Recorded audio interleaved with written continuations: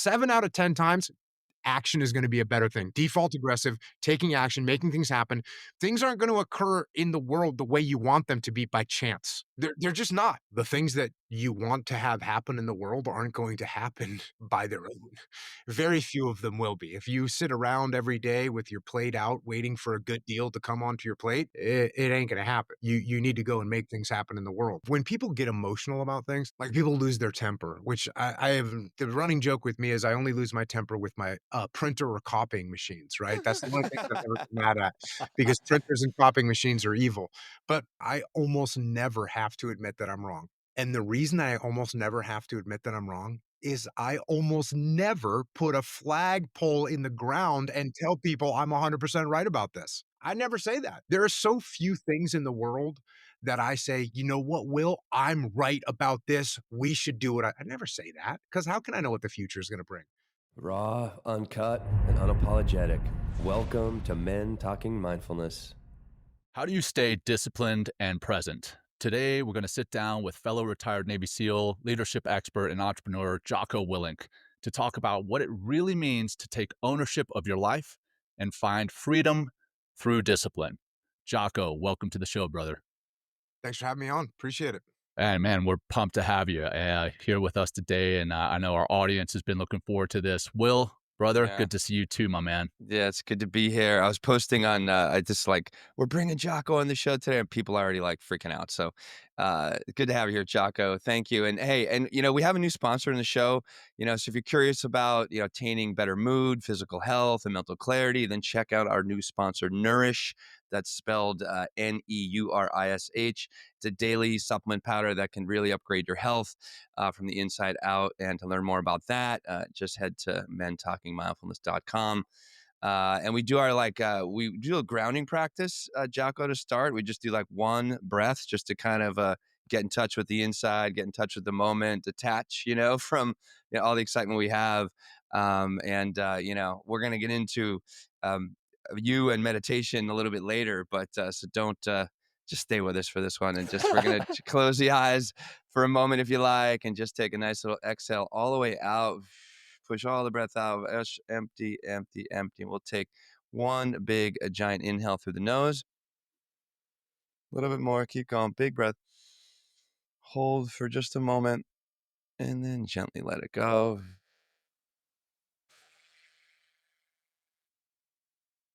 Awesome. And hey, thank you everybody for tuning in. Thanks for being here. Leave a comment, leave a review, and Jocko Willink, everybody.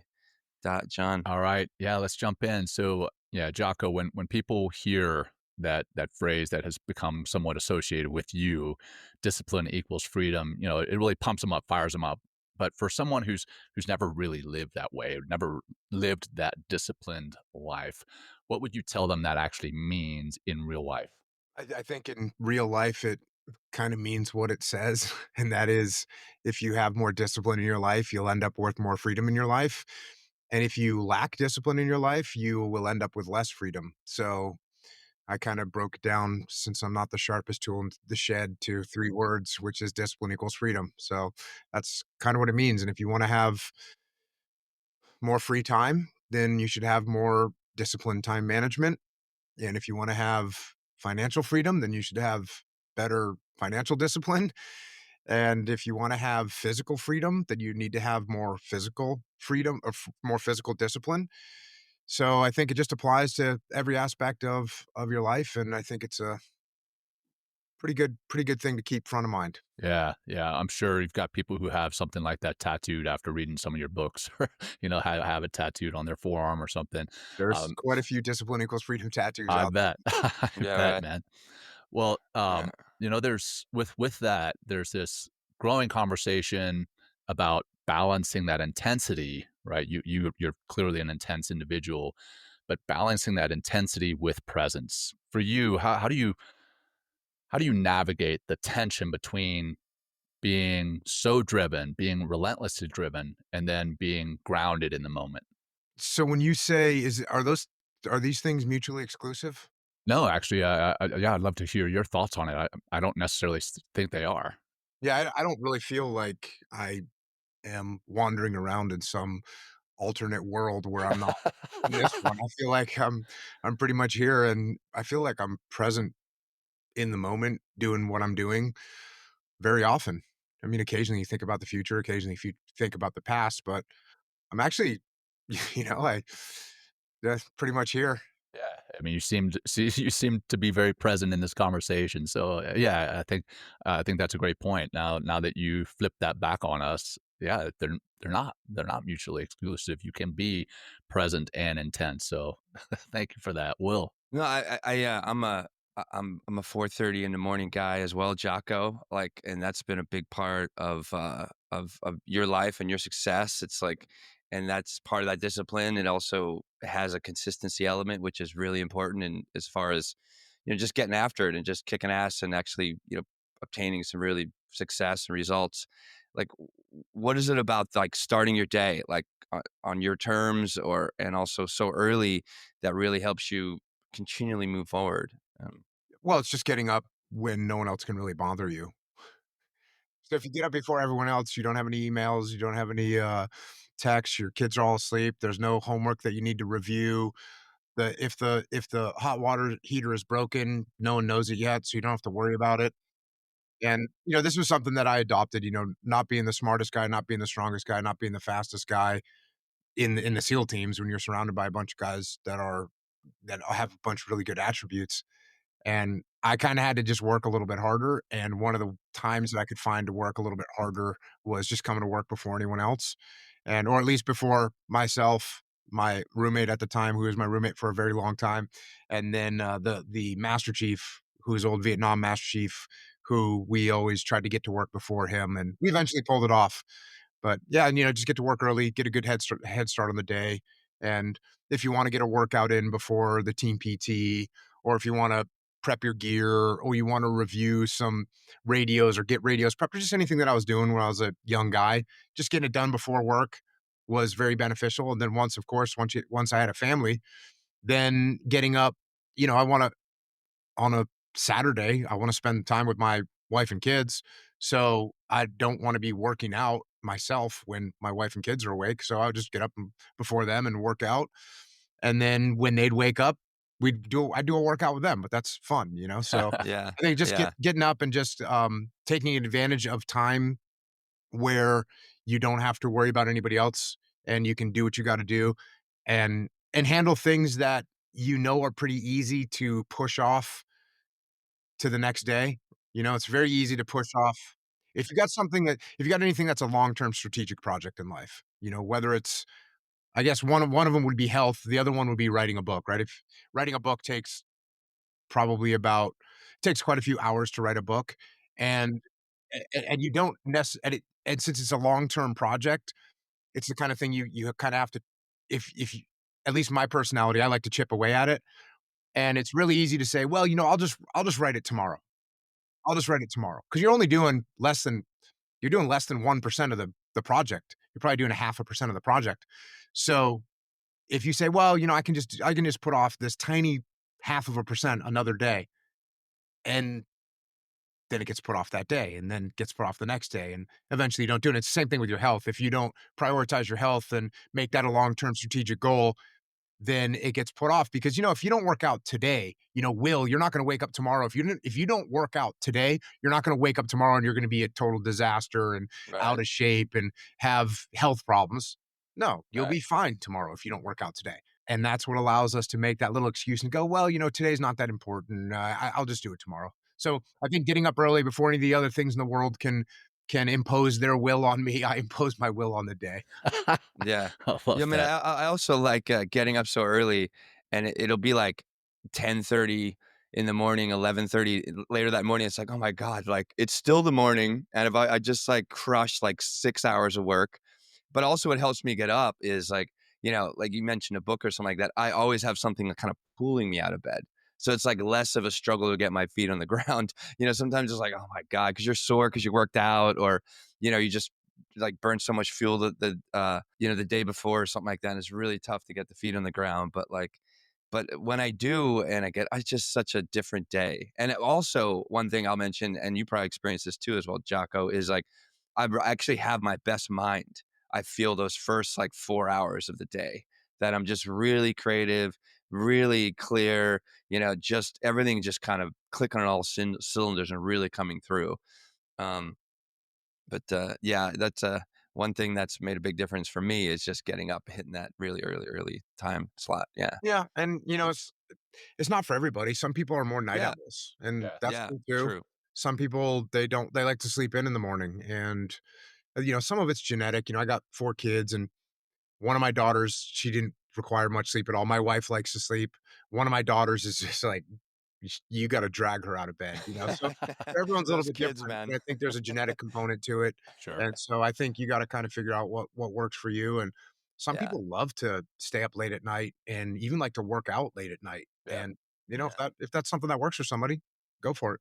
Yeah, that's probably what's become my way of doing things. Because my kids get up early, like they get up at 5.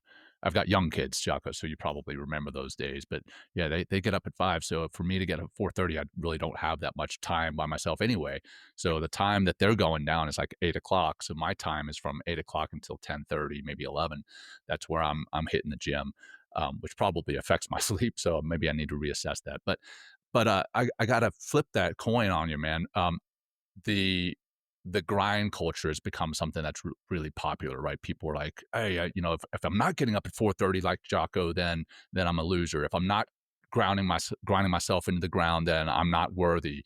Um, where do you find is the sweet spot between driving yourself in the ground, burning out, and then doing what we should be doing, right? I think there's a balance, right? For a while, I was training a lot of MMA fighters for UFC and whatnot, and it was really obvious when you would overtrain a guy, and it takes a lot to overtrain someone. It's not easy to overtrain somebody, but definitely someone in a 10-week fight camp, they will get to a point where they become overtrained, and it's very obvious because a guy that was, really doing well in sparring rounds, and, you'd have 2 of his sparring partners that he was just killing, and maybe, you'd got some sprint times that you're making, some just some, burpees for time, and so you got some very clear indicators, and all of a sudden, probably, call it 4 weeks or 5 weeks into a fight camp, there'd be a day where the guy shows up, or maybe a day guy shows up and he's a little bit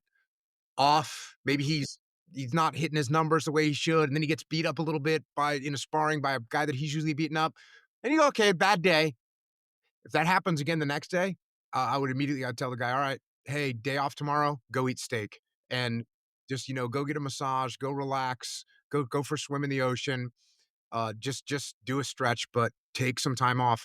So it was very clear to see someone was overtraining. And I think, if you pay any attention at all to what's going on in your life, if you are becoming less productive in what you're doing, if you're falling asleep during meetings, you need more sleep. If you're getting weaker in the gym, you might be overtraining. Mm, So yeah, I think mm. you just got to pay attention and make sure you're not overdoing it. And I think it's usually pretty clear. And then the other end of the spectrum, well, if you've got things that you're trying to achieve and you're not getting them done, well, then you need to step up your game and work, get some work done. Yeah, yeah. I always tell people, resting before you're really tired is just laziness. But there's also a time to rest. So I like that balance there. So, um, you and I have both led on the battlefield, and it takes a lot of courage to step onto that battlefield at first, or in and of itself. But it even takes, in my opinion, it takes more courage to lead on the battlefield. For you, do you think courage is born, or do you think it's made? Or, similar to the question before, are they not mutually exclusive? And then if it is made, how do you develop that courage? I think different people have different levels of courage, and I think some of it is developed through your life experiences. Some of it is part of the culture that you're in. Some people don't have it. Some people are just afraid. Maybe if you're afraid of dying and you're going into combat, it's going to be rough. But if you've accepted death as a possible outcome, and in some cases maybe a probable outcome, it'll be a, then it's okay. So I think it's a little bit of everything, and but I think a lot of it just has to do, when you're talking about battlefield courage, I think some of that is just based on the fact of how much you're afraid to die or not. And I think if you're really scared of dying, then it's going to be hard. And if you're not scared of dying, then it won't be that bad. Yeah, and I would say it's also probably dependent on the training that you have and then the team that you have surrounding you, right? If you have a pretty weak team around you, that could be pretty scary. Like the times I've stepped on the battlefield, I knew that the men that I was beside were some of the best on the planet, and I know you felt the same. So that definitely helps having a team. You know, maybe it's not the battlefield, maybe it's the corporate space or something else. If you have that team, then you can lead with courage. I think step in with courage. So you definitely want to have a good team. There's no doubt about that. And that'll make you feel more secure with what you're doing. I guess I went high and to the right on your question and went straight to like facing death. So That's good, I No, man. no. apologize for that. If you're talking about, you know, making decisions in the corporate world, yeah, I'm that's just a matter of risk assessment and making incremental steps to move towards whatever strategic goal you're trying to achieve. Well, it's also it's another freedom if you let go of like if you know why you're there and accept the fact that you can die and there's like a freedom in that. It's like, well, this is instead of, not want it's that's got to be a real tough situation. I'm not a thank you for your service, Jocko and John. I'm not I really appreciate all that. But let's talk circle back to discipline and what is like getting in the way of people like creating this discipline. Like it seems to be such a struggle. Like I mean, John and I have been doing this show quite a while. There's a lot of discipline that's built into the show. Like we found each other because of discipline around meditation and mindfulness, and we understand like you got to get after it. You got to keep practicing. But so many men out there, and probably a lot of the men, some of the men we're listening to, have trouble getting after it and have trouble accessing that discipline. Like where's a good place to start? Like, if you would, or whatever it is. I don't Yeah. like. What's the? How do we crack this nut, if you will? Well, you asked the question early in that long question, which Okay. was, what makes discipline difficult? And I was just going to answer that. Oh, it's hard. Yeah, Yeah. it's hard. Okay. It's just natural. It's Yeah, natural. It's it's just not. the contour of the course. Yeah, it's just hard. It's hard to do stuff. It's hard to do stuff that you don't want to do, and you got to do it anyways. That's part of it. The other thing is, how bad do you actually want the thing that you are allegedly trying to be disciplined for? 'Cause if you don't really want it that bad, then it's really easy to not take the small steps to get there. If you really don't want to do something, then it's really easy to say, you know what, I don't really need that book is not that important to me that I'm trying to write, or the competition that I'm going to compete in is not that important, and I'll just gaff it off. It's just one of those things. I think if you really truly want something, the discipline comes pretty easily. And if you don't care, then if you don't really want it, then the discipline's going to be a little bit trickier to come by. And then it's just a matter of doing things that are hard, and no one likes to do that. Yeah, there's anything you get away from being in the military, it's just doing things that you don't feel like doing. Right? You're just gonna do things that you just don't feel like doing, and just turning off your mind and just going forward and doing them anyways. Whether that's, in Navy boot camp, having to eat your lunch a certain way, or like they make you fold your underwear a certain way, and it's like, no part of me as a human being wanted to fold my underwear a certain way, and I did it. 'Cause that's Yeah. 'Cause so, you learned how to just shut off your mind, and then eventually you're getting in cold water, and then eventually you're doing, staying awake for long periods of time or whatever. You're doing things that are hard, and it's no Yeah. factor. Well, I feel like there's also one thing that might help is like giving yourself to a higher purpose or giving yourself to a bigger cause. Like, is this something that can, I know it does for me. I mean, I'd love to hear your thoughts on that. Like, instead of all it being about me and whatever you're trying to achieve, it's like attaching to something bigger really just seems to draw me a hell of a lot more further forward. One of the things about, like, long-term thinking is sometimes it's too long, too far. And so I like to, I don't like to tell people, "Think about the long term." I tell people, Think about the long term for a little while." But if the long term, it's interesting. There's a analogy that I use with shooting. When you're looking down the sights of your rifle at a target that's 3 or 400 meters away, if you look at that target, it becomes blurry. And so what they teach you is front side focus. You can kind of vaguely see the target in the background, but what you see is the front side of your post on your weapon. Well, when we used to use iron sights, but now it's gotten a little bit easier. but you look at the front sight, and that you can do. You can look at that, and you can stay focused on that. And so it's the same thing with, when you have a goal, if you have a goal that I want to save enough money, for a down payment on my house, right? That's a lot of money to save up. And some days you're like, you know what? I really just want to get a new TV, or I just really want to go out for dinner tonight. I don't care about that because the vision is too far away. And so sometimes you got to go, you know what? I'm going to look at the vision right. I got to look at what can I do today? This week, I'm going to save this much money. And you just bring it something a little bit more achievable, something that's a little bit more in focus. And for me, again, I'm using writing a little bit today, but um, when I'm writing a book, I write 1,000 words a day. It takes me like 45 minutes to an hour. That's it. That's it. That's all I'm going to do. I'm not thinking about having to do that for 90 straight days, which is what I have to do. I just think about today, I'm going to work for 45 minutes on this particular thing, and I'm going to get what I'm supposed to do. And I'll probably end up having to throw a bunch of it away, but I'm going to get it done. So I think, yes, long term and a higher vision, definitely worth focusing on sometimes. And then when that seems like it's too far away and I don't think I'll ever get to that goal. Well, cool. What can you get done today? What can you get done this week? And I think that's also and then by the way, when that grind becomes too much, when you go, "Dude, I'm so sick of writing these 1,000 words a day. I wanna blow it off." Then you go, "Wait a second. What am I trying to achieve here? What's that long-term goal? Oh, yeah, that's right. I've got this book inside me that I wanna get out." And then I think shifting focus basically between the long term and the short term is a good way to keep yourself on track. Yeah, I mean, that's what you ask most SEALs, how do you make it through Hell Week or how do you make it through Buds? Everybody says, well, I wanted to do more than just show up at Buds. I wanted to do more than just make it through Hell Week. I wanted to become a SEAL. But then when you break it down into the little digestible chunks, I think almost everyone says, I just made it from one meal to the next, or I made it from one evolution, one event to the next, just in Buds, just kind of rolling. And that's what kept the proverbial flywheel moving, right? It took a little bit to get it going, but once it gets going, then it's like it's impossible to stop. Um, for that extreme ownership piece, right?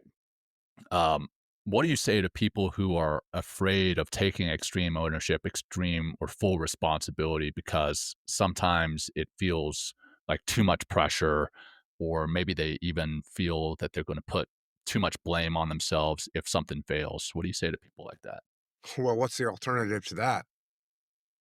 The alternative to that to me is if I'm blaming you, John, well, then what can I fix for myself? You Yeah, know? Nothing really. I yeah, could I can just sit there and say, "Well, it was John's fault," and my world stays the same. yeah.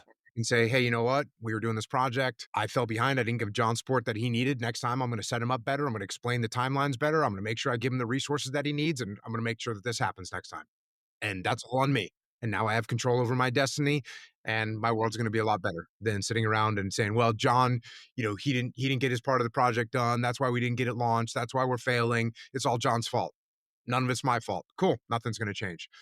So, yeah, you just take ownership of what's happening, and it is, it does feel like a lot, especially when you're not accustomed to it, but it's also for the very reasons I just explained. It's very freeing. It's very liberating to know that everything that's going on in my world, my health, my relationships, my financial situation, my businesses, everything that's going good and everything that's going bad is on me.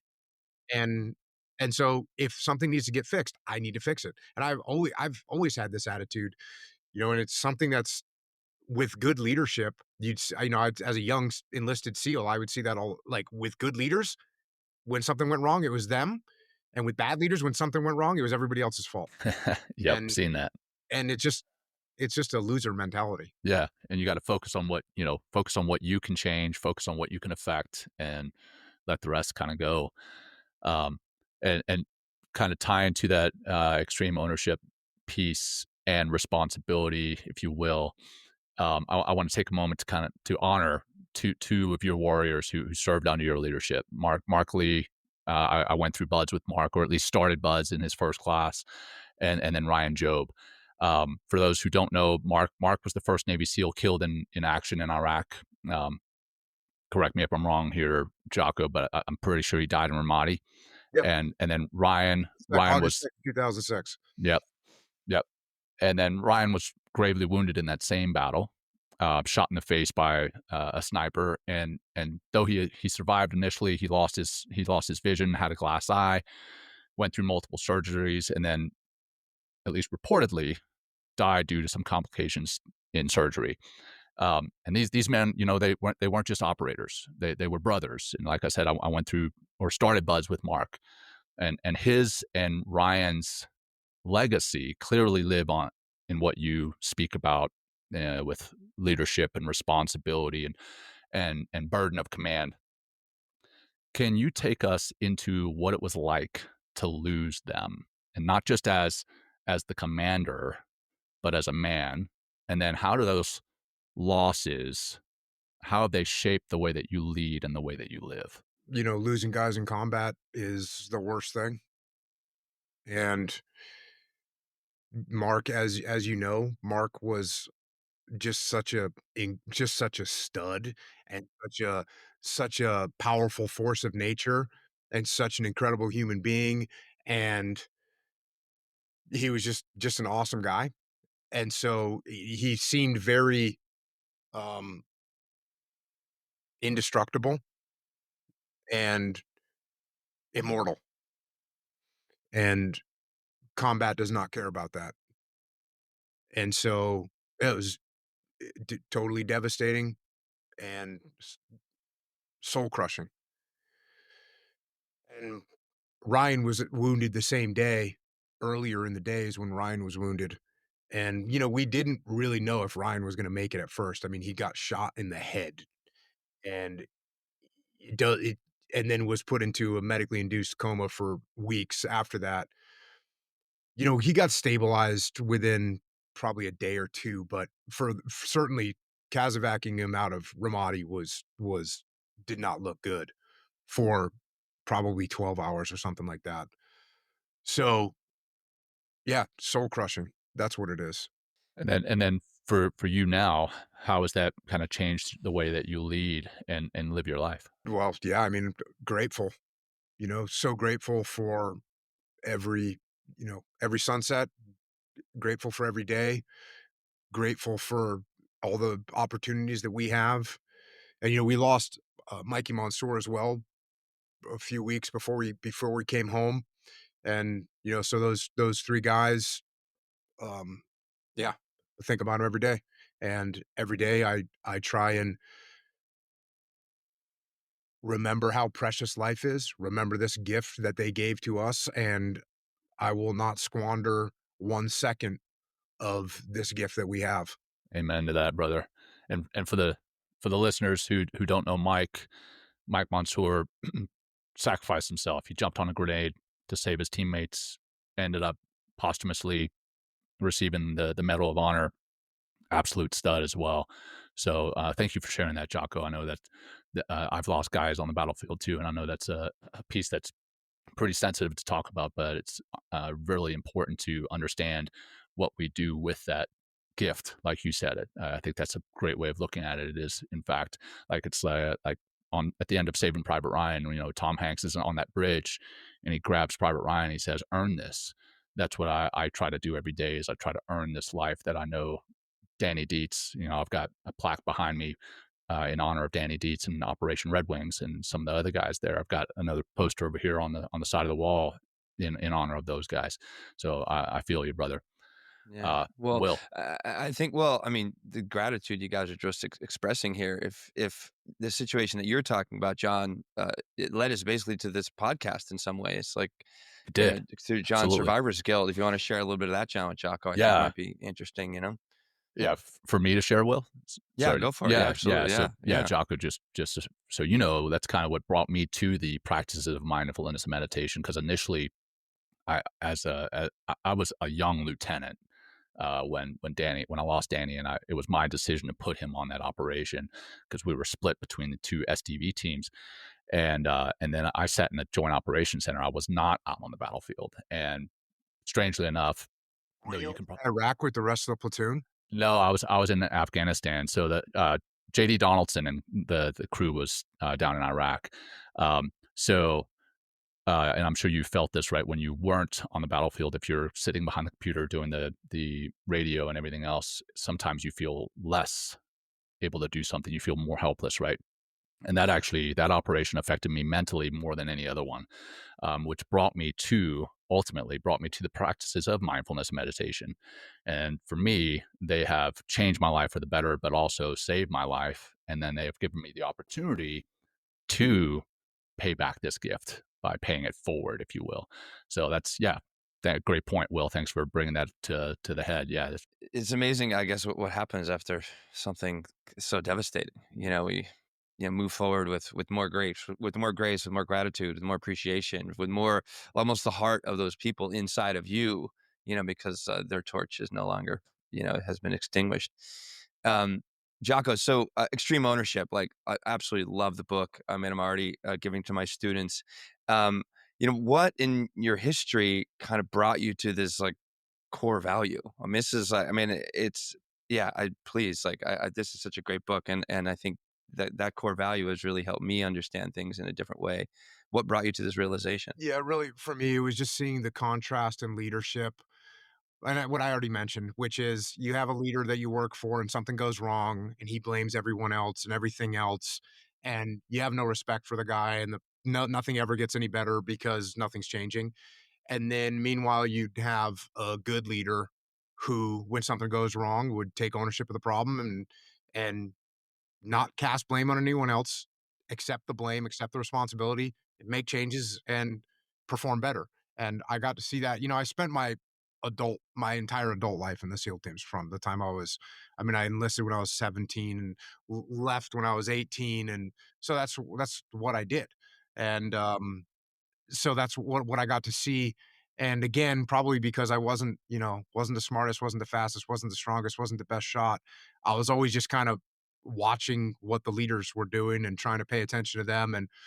And it was really obvious when you'd work for a good leader what their attitude was, their humble attitude. They listened, they treated people with respect. And then you go and work with someone that's a bad leader. And sure enough, don't listen to anybody else, blame other people, and it's just a disaster. So getting to see that throughout my career, especially in the younger days when I was a young enlisted SEAL and I saw that. But you see it your whole career. You have good leaders and bad leaders, and I just took notes. Yeah, Yes, exactly. what And to do and what improved. not to do. Yeah. How has your leadership changed since you left the teams, if at all? Have you learned new things since you've left the teams, in doing what you're doing now? No, that's the big revelation for me was before I retired. Just before I retired, I had a friend that owned a big company, and he asked me to come and talk to his executives about leadership. And so I went up there and I talked to his executive team. And when they asked me the first question, I realized that everything that I knew about leadership was applicable to all leadership situations. And so that was you know, human beings are human beings and leadership is leadership. And it doesn't really matter if you're in the military, if you're in the civilian sector, if you're part of a sports team, leadership is leadership. And so that's, what have I changed? I really haven't, I really haven't changed much since I got out. I learned more of the business cases and, I have some businesses myself. So applying those to the businesses is mandatory. And, Right. but yeah, the leadership is leadership. And I think, there's some, stereotypes that people have, which are derived from actual leadership, right? Yeah. Because Right, right. there's a great book called The Psychology of Military Incompetence, and it talks about the fact that the military, when you look at it from the outside, it's a very, uniformed, disciplined looking organization, very hierarchical structure, and people that are attracted to that have that type of mentality, they go in the military, and the reason they go in the military is because they think, "Oh, now everyone has to listen to my ideas. Now everyone has to obey me. Now everyone has to follow these rigid rules that I put together." And so it attracts people, it attracts some people with like an authoritarian mindset. And what really is kind of sad is that that authoritarian mindset in some cases in the military, especially during peacetime, can flourish because if I'm telling you, "Hey, Will, you meet me at the barracks. I want your room. I'm going to inspect your room, and if your room isn't ready and your uniform isn't squared away, then I'm going to have you on KP duty." Right? And what are you going to do? You're going to do what I told you to do, and so are the rest of the Exactly. privates. And we're going to get inspected by my senior leader, and he's going to go, "Jocko, great job. You're getting promoted." And so there is an element of that. And by the way, that element, I've worked with hundreds and hundreds of civilian companies now. That element exists in the civilian world too, but it's over the long term is not a functional form of leadership. And especially in the military, when you get into combat situations, in combat, you if you have that type of rigid mindset, you're not going to do a good job, because you think everyone should listen to you. By the way, you including the enemy, you think the enemy should listen to you. And the enemy's not Right. gonna It's an listen to ego you. trip. The Yeah. enemy doesn't show up to your op plan, they're not gonna do what you expected them to do, and so you've gotta really just, have an open mind and be creative and be adaptable to what's happening, and that's what works, and it works in the civilian sector as well. Now, look, are there times when you have to flex for a moment? And, hey, if John and I were in a firefight and I said, "John, flank right," John would be like, "Cool, got it." Most of the time. There's a chance that even if I was senior to John, I said, "John, flank right," he might look back at me and say, "Negative." Why See would he? something you don't. Yeah, he just sees something I don't see. And Yep. then I'd say, "Well, hey, I need some cover fire so I can move." And he goes, "Okay, cool. Let me move over to the left. Cool, got it. Go." So there are occasions, but the vast majority of the time, um, that type of leadership is just bad. And so I didn't lead that way when I was in the military. I don't lead that way in the civilian sector. That's the I never yelled at anybody. I always felt like if you had to yell at someone as a leader, you messed up about 38 times prior to having to yell at There you go. someone. Extreme ownership. Yeah. So never yelled and screamed at people. Don't do it in the civilian sector either. So yeah, nothing's really changed.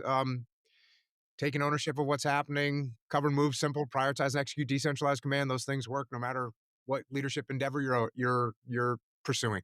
What does that look like in a We have a question. What does that look like in the family? Like, or decentralizing command, or I mean, like, what does that look like? Yeah, in that So nugget. so the way it looks in the family is it looks exactly the same. The only variable being that you're more emotional with your family because look, worst case scenario, Will, if you work for me and you just do the dumbest things and you make this mistake and you make another mistake and you don't take ownership and you blame other people, eventually I counsel you, I coach you, and eventually I fire you. Right. Well, you can't fire your kids, you can't fire your Uh, and so we're kind of stuck with them, and we also see our family as reflections of us, and they represent us, and we have that feeling about our companies as well, right? Like we have, our companies reflect who we are, but our families reflect even more. So therefore, it drives us to be a little bit more emotional. And so, but what does decentralized command look like in a family? Oh, I can tell you exactly what it looks like. My kids are making their own lunch, right? They're there getting you ready for go. school, and their kids are making their own lunch. What does prioritize and execute look like in a family? Well, guess what? There's times where one kid's season is going to prioritize over another kid's season who's just doing practices right now. And now we're focused on this other kid. Keeping things simple, very important as a family. Does the family understand what our goals are as a family? Do they understand what our financial goals are? Do they understand where we're trying to get to? Are we communicating in a simple, clear, concise manner that everyone understands? And finally, cover and move. Like, that's real simple to see. If you don't cover and move with your spouse, everything's gonna fall apart.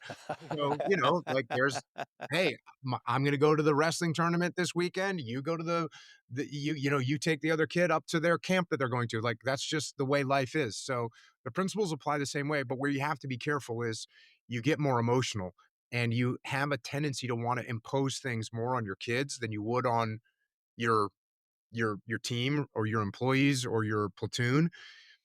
And so you think, "Oh, I know what the right thing to do is for my kid. I know 100%, and therefore I'm gonna force him to do it." And people don't like to have things imposed on them.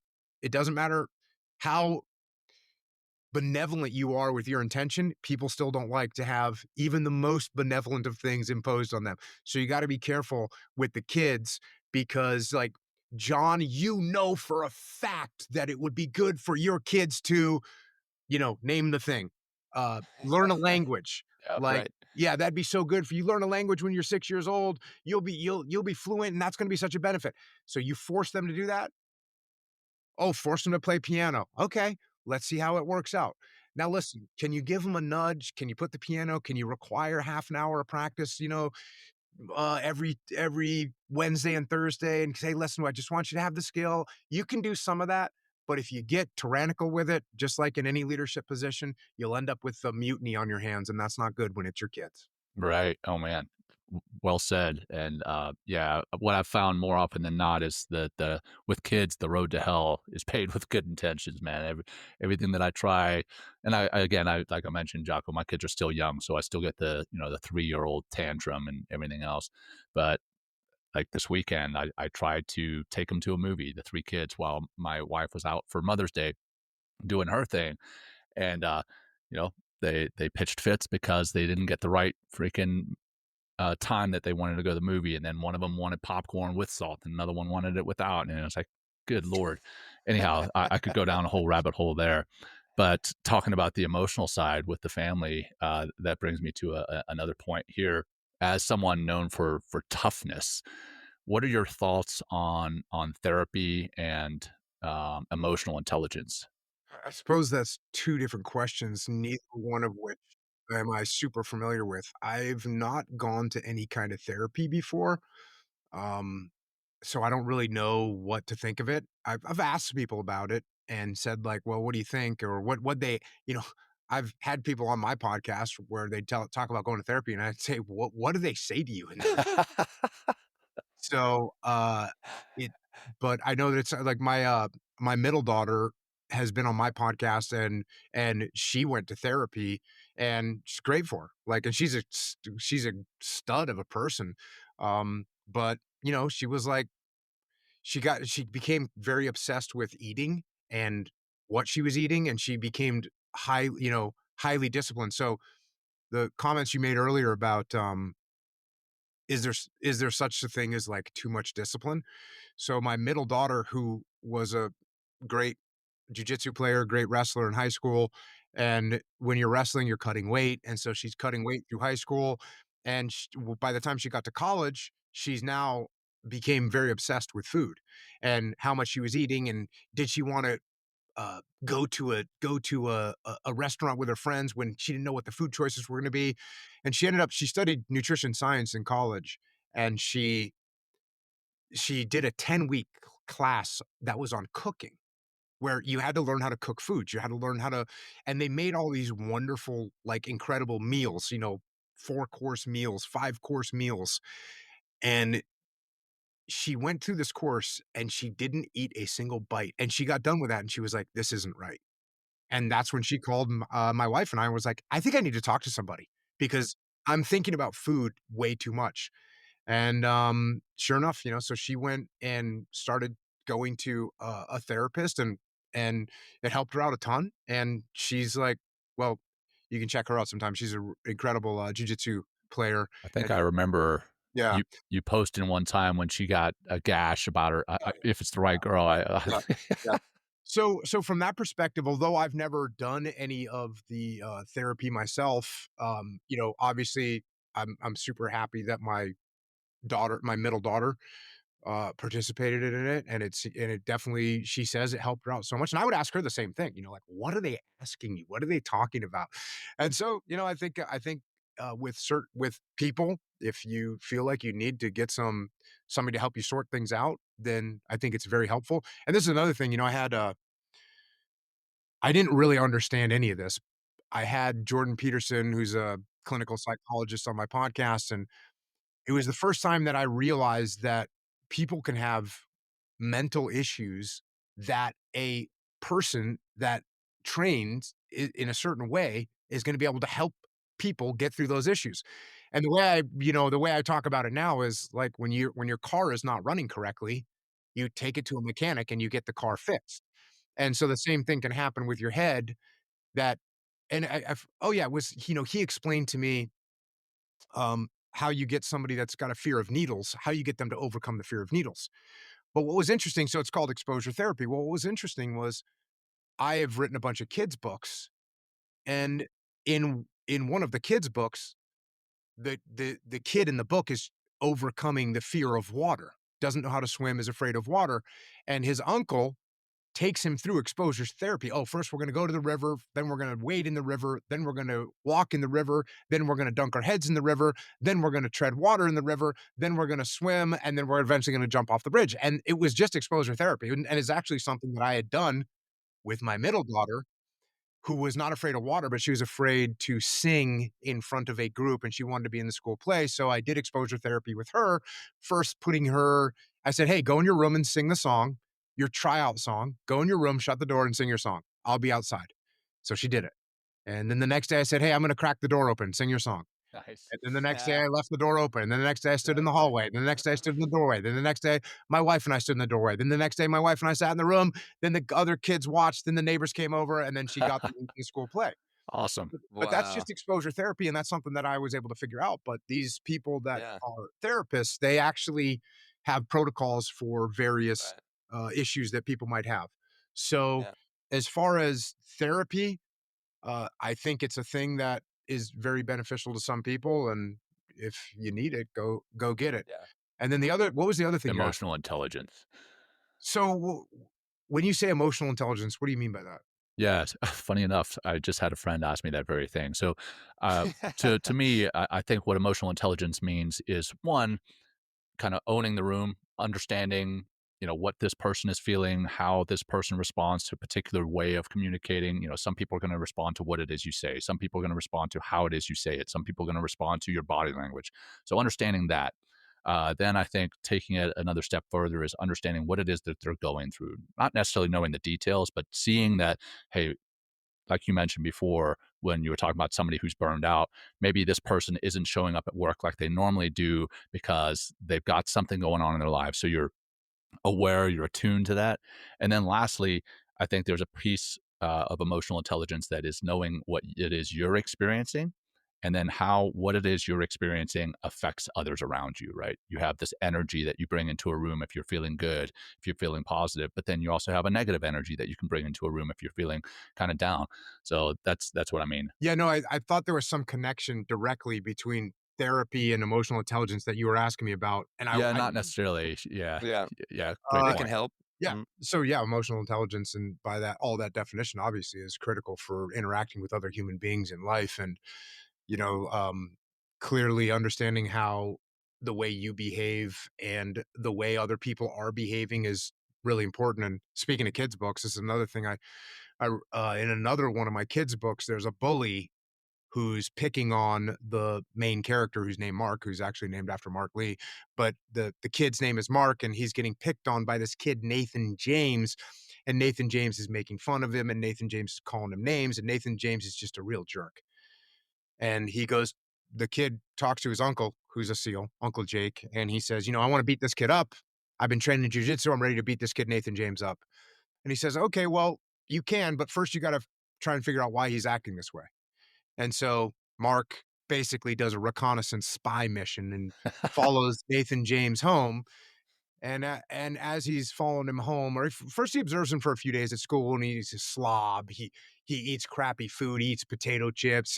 His socks don't match. Like he's doesn't care about his appearance.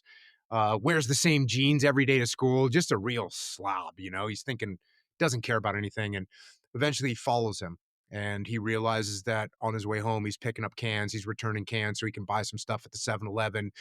Follows him to his house. He lives in a little like one bedroom apartment above an automotive repair shop. No one's home.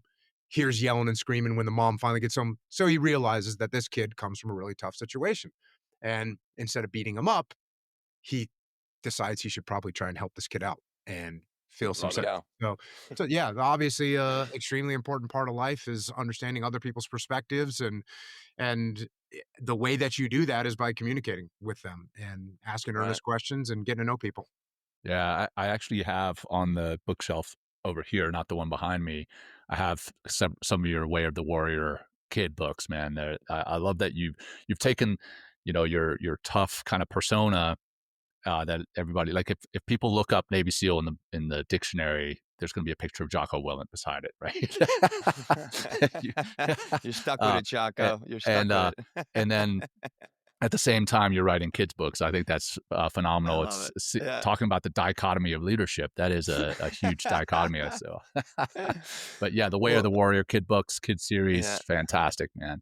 Good yeah. stuff. Well, one of the thing that helps to actually the main component of like whether it's great leadership or emotional intelligence is understanding and actually getting to a place and exercising like detachment. I listened to you in a human podcast, Jocko, and you went off on just this one piece of what detachment is, what it does for you, what it looks like in business in your life. And I was really glad you got to that place because one thing we do within mindfulness and meditation is we just like we don't want to be attached to things. Like we definitely don't want to be attached to our emotions because they make us, bad leaders, assholes, like, not the people we want to be. So what is it about I love your story if you can share it with our community, like how you realized how incredibly profound detachment is and then how you ended up integrating that into basically, the man you are today. The story is, and John, you'll appreciate this. We used to do GoPlats, gas oil Yeah. platforms, and out here on the West Coast, we would go and hit oil rigs that are up off the coast of California. And we're doing one of these clearances. I was a new guy, but we were done with our workup. We were in our pre-deployment workup cycle. So we did our full workup, and I was a new guy, mouth shut, ears open, youngest guy, most junior guy in my platoon. I was actually the youngest and most junior guy in my first two platoons. Uh, but so this was my first platoon and done with land warfare, done with jungle warfare, done with CQC, CQB, I think we called it at the time, close quarters battle. And then we're out there doing gas oil platforms and we're coming from the water line up. So, you get the structure and we come up out of the water on a ladder and we eventually get to this the first big level of a gas oil platform. It's called the cellar deck, and it's sort of where the real gas oil platform starts. And it's a big, giant area covered with all kinds of equipment and gear and pipes, and it's just a clutter. It's a maze. And as the guys ahead of me in the assault train came up the ladder to the cellar deck, they realized it's a huge area that needed to be cleared. And as they realized that, they made the tactical call flood, which means, hey, we need everyone up here to clear this. And so, I'm whatever, fifth, sixth, seventh, eighth guy in the train or whatever. So I come up and it's left, right, left, right, left, right. And I come up and go left and I'm moving down and I'm scanning for targets. I'm looking down the sight of my weapon. And so what we end up with is like a skirmish line where behind us is the ocean and in front of us is this massive, confusing, complex maze of a area that needs to be cleared. And I'm looking down my weapon and I'm scanning for targets. And like 5 seconds goes by, 10 seconds goes by, no one's making a call. 15 seconds goes by. I'm waiting for my platoon commander. I'm waiting for my platoon chief, for my LPO to make a call. No one's making a call. And finally, I just can't take it anymore. And I'm staring down my weapon and I just high port my weapon and I take a step back and I look to my left and I look to my right. And what I see is every other guy in my platoon is staring down their weapon and scanning for targets, including my platoon chief, including my platoon commander, including my assistant platoon commander, including my LPO, my leading petty officer. Everyone's staring down the sights of their weapons and no one's making a call. And so I look at it and it's like a real simple call to make. And I just summoned up the courage. I'm like, hold left, clear right. And I braced for someone to smack me upside the head. And sure enough, instead of getting smacked, the platoon passed the call, hold left, clear right, hold left, clear right, left, clear right. We on the left held, the people on the right cleared through. We carried through, cleared the rest of the target, got to the helo deck on top, which meant we were done. And we get ready to debrief. And now I'm thinking I'm getting smacked in the head because I was running my mouth as a new guy. And instead, the platoon chief goes, "Hey, Jocko, good job making the call on the cellar deck." And I said, "Cool." And for a moment, I thought, "Yeah, that's right. I'm badass." But then I thought to myself, "Wait a second. How is it that I am the youngest guy in this platoon, the most junior guy in this platoon, and I knew what to do, and my platoon chief didn't, and my OIC didn't? How'd that even happen?" And I realized it was because I took a step back and I looked around. I didn't get tunnel vision down my weapon. And that what I now call detaching from the chaos, detaching from the scenario in front of me, and detaching from my own emotions. Because of course I'm fired up, I want to engage a target. That's what happened to everyone else. They're all fired up, all emotional, all want to engage a target.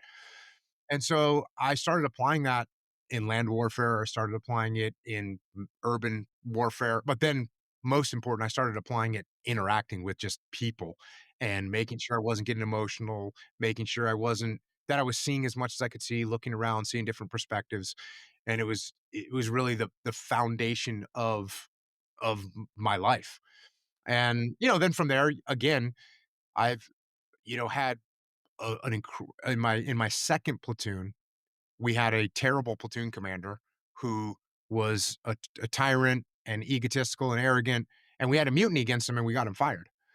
And then the guy that took over for him was a legendary SEAL, best guy ever, had gone up through the enlisted ranks to senior chief. So almost to the top of the enlisted ranks before he got commissioned.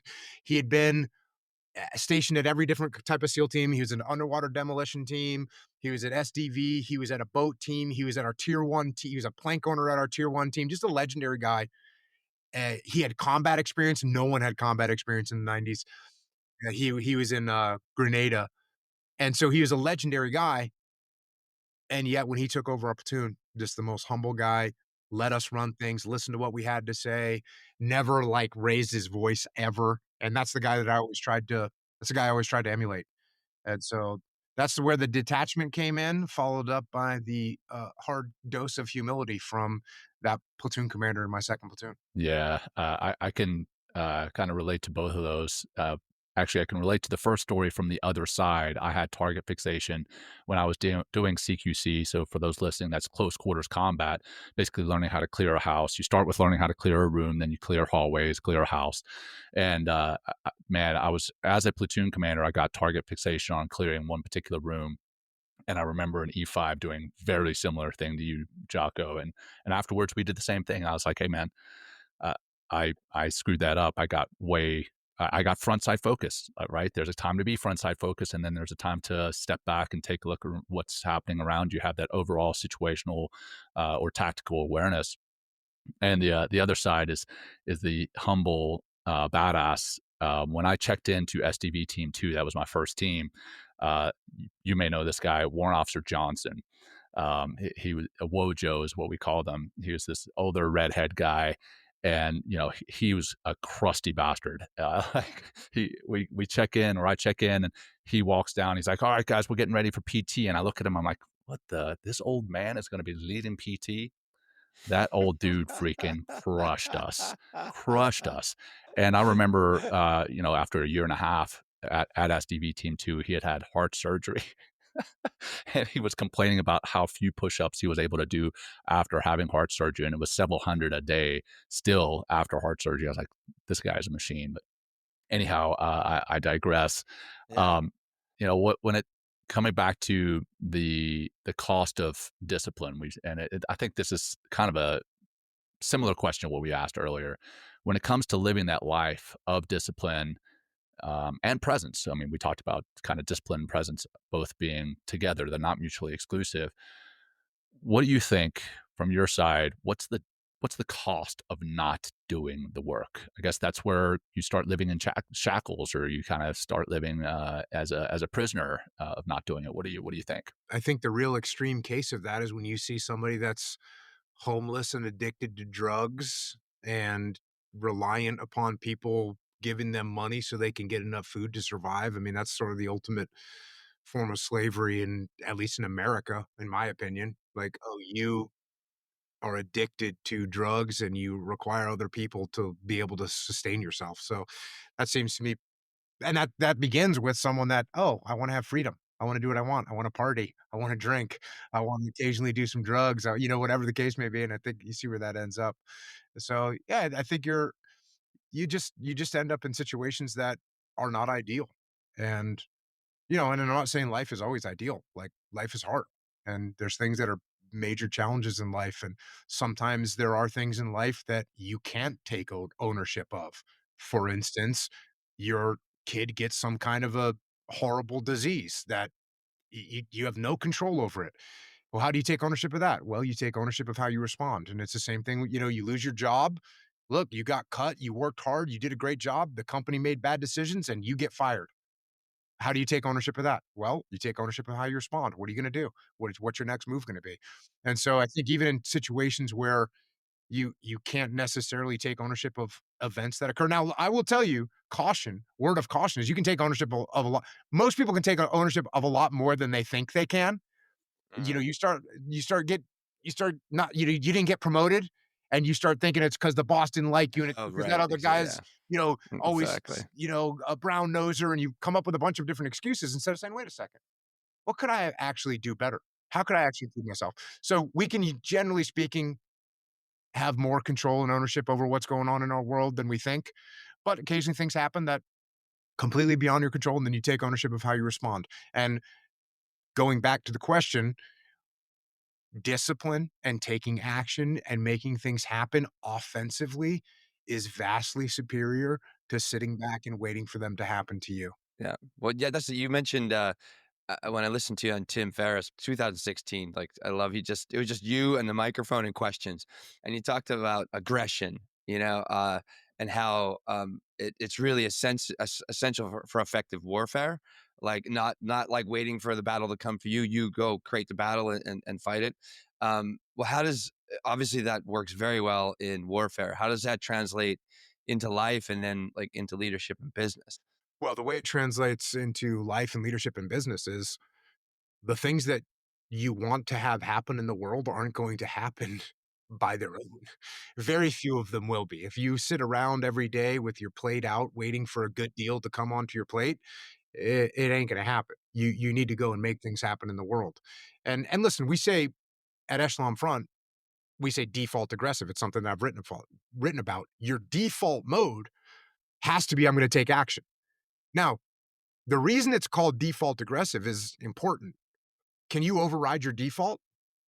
Of course you can. And there's times where it's like, yeah, you know what? This doesn't make sense right now. We talk about operations that we conducted, but we don't very often talk about the operations that we didn't conduct because, like, oh, yeah, we weighed the risks. We looked at the situation. We said, you know what? This isn't looking good. High risk, low reward. We're not doing this. Are there times where you say, hey, you know what? We're best to pause a moment. But the majority of the time, and I say it's 7 out of 10, 7 out of 10 times, action is gonna be a better thing. Default aggressive, taking action, making things happen. Things aren't gonna occur in the world the way you want them to be by chance. They're just not. They're just not. The world is gonna do what the world's gonna do. You have to, like, impose your will on it sometimes and make things happen. So that's where that mindset comes in, is being default aggressive and making things happen. Fortune favors the bold. Yeah, yeah, well, yeah, exactly, and I have both of those quotes on my thing, but one thing that by taking aggressive action is going to yield is results, and that's like and then you get results, you get data, and then I can, make a change, like, Yeah, I could you make shift, I could adjustments. Right, exactly, Because exactly. the results you might get might not be good, but at least you learned that that was a bad Exactly, direction exactly. It's going. always like try, try, try, try again. And like kind of on the opposite of aggression, you mentioned earlier, humility, and that's like, I mean, why has that been so important for you, for leadership, for your life? Understanding that, and also like having kind of both, like this aggressiveness, but also like, hey, I know they're not the same, but yeah, I think you know what I'm getting at. Yeah, to me, humility is definitely the most important characteristic for a leader, for a human being to have. And the reason that that has been so clear to me is it's became very clear, like I said, growing up in the SEAL teams, working with arrogant leaders and how terrible they were, and working with humble leaders and how awesome they were. You see that enough times and you start, oh, you do even an idiot like me can figure a little pattern recognition. It's, yeah, But the yeah. other thing, one of the examples that I bring is like the last few years I was in the SEAL teams. I ran the training for the West Coast SEAL teams, and we would occasionally have to fire a SEAL leader, like a platoon chief or a platoon commander. These are experienced people. Platoon chief might have been in for 15 years. Platoon commander probably done one or two other deployments, and these are during the combat years. And yet, when we would fire one of these SEAL leaders, the reason we would fire one of these SEAL leaders Wouldn't be because he didn't know how to shoot his weapon, wouldn't be because he wasn't in good physical condition, wouldn't be because he didn't know how to work his radio. We would fire SEAL leaders because they lacked humility, because they thought they knew everything, they didn't listen to anyone else, they thought that their plan was the best plan, and their ego is just out of control, and therefore, they're gonna cause massive problems on the battlefield. And so, that's very clear, and, interacting with any other human being in the world, to like, when people's egos are out of control and they don't listen to anybody else, they think they know everything. It's just a terrible place to be. It really is. So, I often say the most underrated tool of leadership is listening. Listen to what other people have to say, and Yeah, and that listening and then carrying it one step further is admitting when you screwed up, right? I had this senior chief instructor at Buds. We were out on the obstacle course, and I forget what I'd done. I'd screwed something up as a boat crew leader, and he witnessed me say sorry to my guys, and he pulled me aside. He's like, "Sir, don't you ever apologize to your men." And I thought in that moment, I was like, well, this guy's a SEAL instructor. He knows everything. I'm not ever going to apologize to my man again. And then I thought, a little bit later, I was like, that is the worst piece of advice I've ever Look gotten. at Jocko's face, is Because hilarious. yeah, I see your face, man. And yeah, what do you think about, admitting when you screwed up? What do you have to yeah. say about that? I here's a trick question. When I talk to companies, I talk to people, I'll give them this question. How often do you think I have to admit that I'm wrong? So let me ask you, Will, how often do you think I have to admit that I'm wrong? What do you think? How many times a week do you think I have to admit that I'm wrong? I don't know, half the time? I'm not sure. It's a good No, like a I mean, number. how many times a week? A number? Yeah. I'd say 150. Yeah. Like Uh, 150 times. What do you think, John? Do you think that's in the ballpark? Well, I would say that it depends on how many decisions you make. And I would say it's probably a one for one. For every decision you make, yeah. you're probably saying, I'm sorry, I've messed something up. Check. Here's the real answer. The real answer is I almost never have to admit that I'm wrong. And the reason I almost never have to admit that I'm wrong is I almost never put a flagpole in the ground and tell people I'm 100% right about this. I never say that. There are so few things in the world that I say, you know what, Will, I'm right about this. We should do it. I never say that because how can I know what the future is going to bring?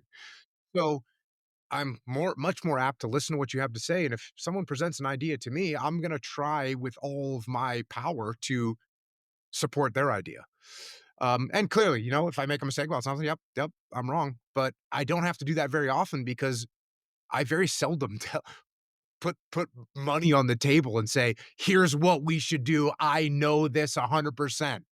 I don't know. I can hardly ever say that. Again, if something's illegal, immoral, or unethical, okay, cool. Those are things that's different. But if we're talking about making decisions about which is the best way to go or what's the best way to move forward, I'll offer my opinion. Sometimes I have to make a decision as the leader of a business, but when I make that decision, I'll say, "Okay, here's our first iterative step. Here's the first thing we'll try, and we're gonna be able to recognize that I'm wrong if this happens or this happens, and if it looks like we're gonna be right, then it is probably gonna be this or this, and we can continue." But, yeah, I really encourage people not to dig themselves in, right? Don't dig Be yourselves flexible, in. be resilient, you know what I mean? Like, be buoyant, like, I mean, I think that's, like, that's so important for life in general, like, this is one thing that we constantly come back to in mindfulness is, like, having the ability to adapt, to be resilient, to, like, change when you need to, and you dig yourself in, like, you could I don't know, it just doesn't seem a good way to powerful position to be in. Yeah, and just keep an open mind with everything. And another thing that this is very good for is it when people get emotional about things, I don't like people lose their temper, which I have the running joke with me is I only lose my temper with my printer or copying machines, right? That's the one thing that I'm ever mad at because printers and copying machines are evil. But no kidding, like I haven't yelled at anyone in my family. I've never had like an actual argument with my wife. But like it's just and part of that is from the fact of like, oh, I don't approach something as if I'm right and you're wrong. I approach something as I have an opinion and I think I might be wrong about it because you seem pretty emphatic about your opinion, so let me listen and pay attention to what you're saying. And chances are you're gonna be right and I'm gonna be wrong, and I'm so okay with that. It's ridiculous. And it prevents a lot of, I think, emotional drama when you don't get wrapped around your own ideas and think that you have the best plan and think that you have the best idea. I think all that stuff is is not healthy, and this is something you learn in the SEAL teams, like, you're planning for a mission. I'm in charge of the mission, I'm the platoon commander or I'm the troop commander, I'm in charge of the mission. I I still don't know what's gonna happen.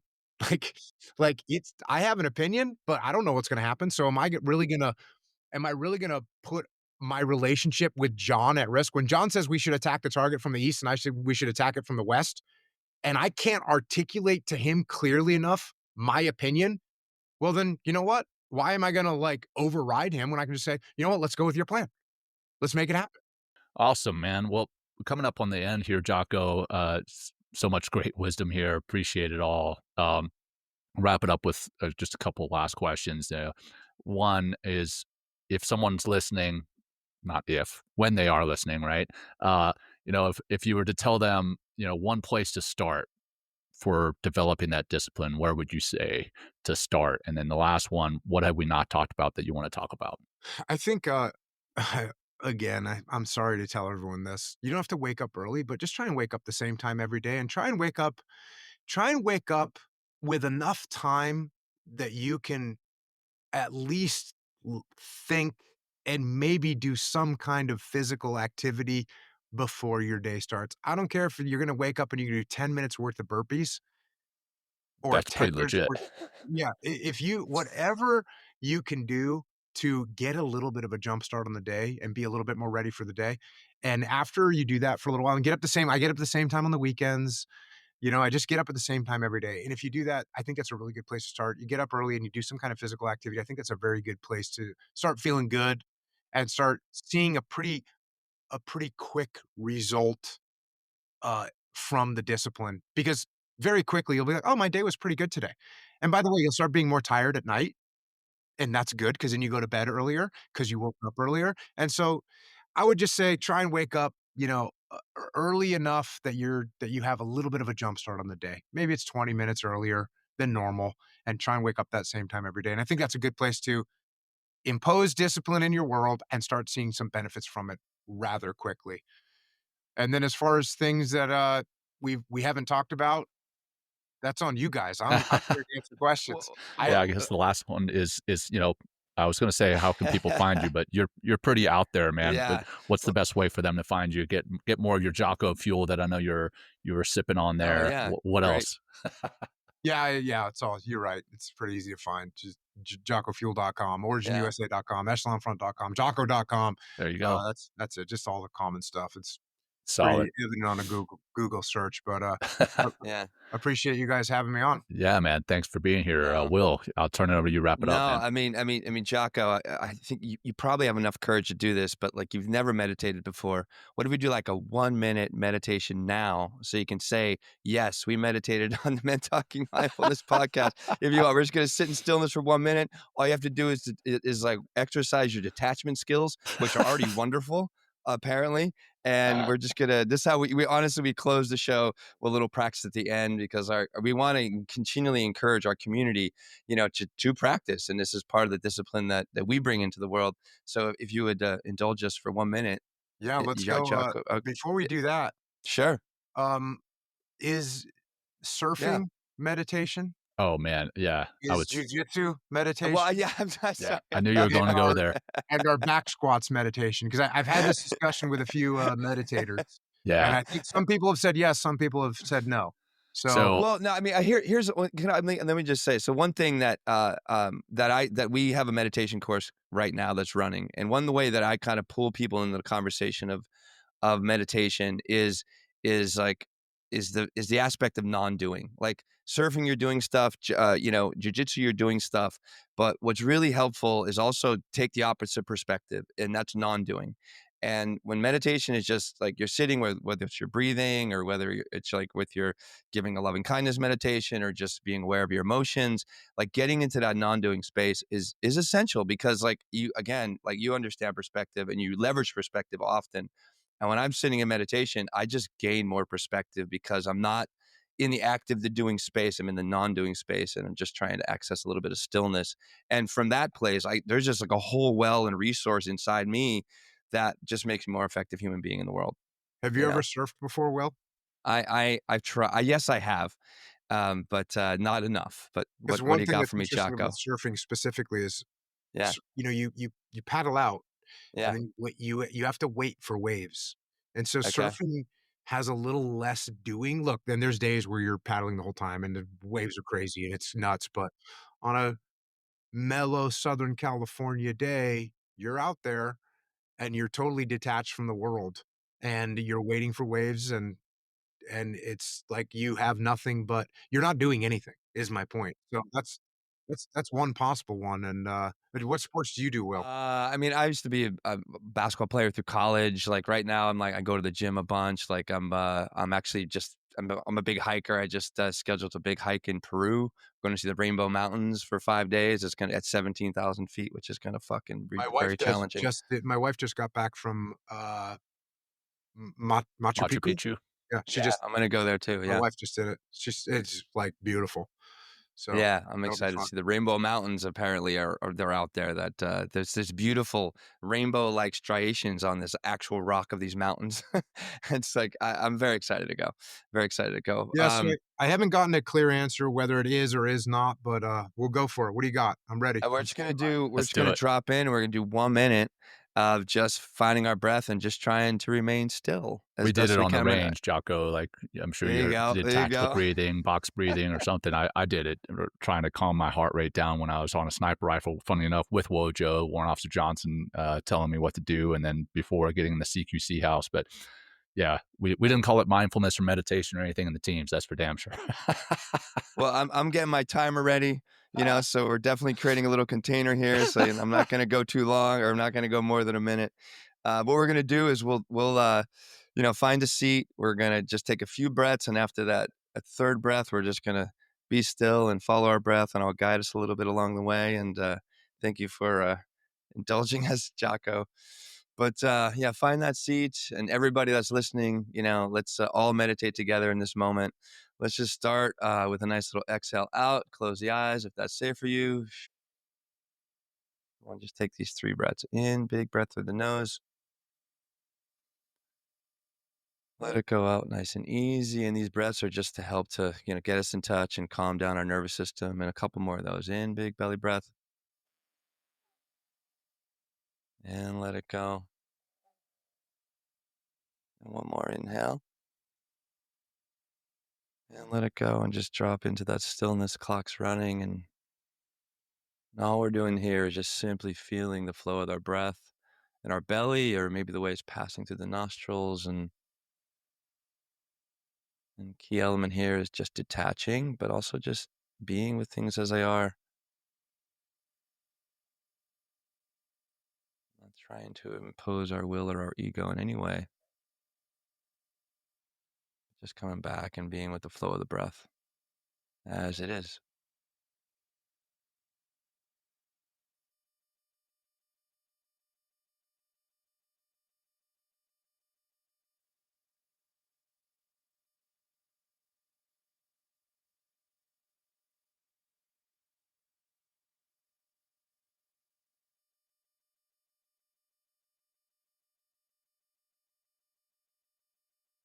Yeah, we got 3, 2, 1. All right, guys, beautiful. Take one big breath and let it go. There's my alarm. Jocko, how was that, Jocko? Wasn't too bad, was it? It was okay. Good to go.